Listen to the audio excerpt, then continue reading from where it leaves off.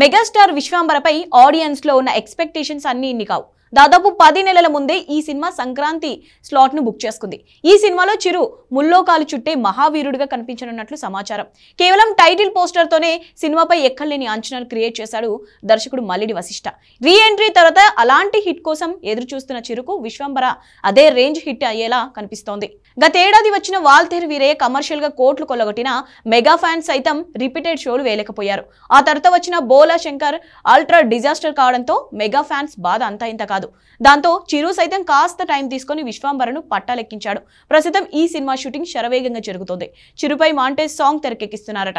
ఎట్టి పరిస్థితుల్లో సినిమాను సంక్రాంతికి రిలీజ్ చేయాలని మేకర్స్ విశ్వ ప్రయత్నాలు చేస్తున్నారు. ఈ సినిమాలో త్రిషతో కలిసి మరో 4 హీరోయిన్లు కనిపించనున్నారు. ఈ సినిమాలో త్రిష డ్యూయల్ రోల్ కనిపించనున్నట్లు సమాచారం. అందులో ఒకటి సాధారణ రోల్ అవగా మరొక పాత్రలో దేవతగా కనిపించనుందట. ఇదిలా ఉంటే ఈ సినిమాకు సంబంధించిన ఓ క్రేజీ న్యూస్ సోషల్ మీడియాను ఊపిస్తుంది. అదేంటంటే ఈ సినిమా కోసం త్రిష 12 కోట్ల రెమ్యునరేషన్ తీసుకుపోతున్నట్లు టాక్. టాలీవుడ్ టైర్ 2 హీరోల కంటే ఎక్కువ రెమ్యునరేషన్ తీసుకోవడం హాట్ టాపిక్ గా మారింది.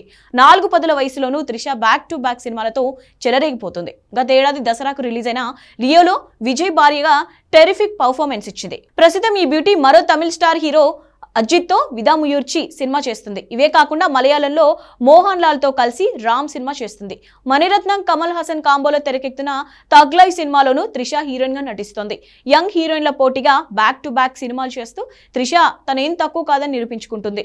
విశ్వంబర విషయానికి వస్తే సోషియో ఫ్యాంటసీ కాన్సెప్ట్ తో తెరకెక్కుతున్న ఈ సినిమాలో ఒళ్ళు జలధరించే విఎఫ్ఎక్స్ కనిపించనున్నాయట. దానికోసం హాలీవుడ్ టెక్నీషియన్లు రంగంలోకి దింపబోతున్నారు. పలు హాలీవుడ్ సినిమాలకు పనిచేసిన విఎఫ్ఎక్స్ సంస్థలతో యూవీ క్రియేషన్స్ చర్చలు జరుపుతున్నారట.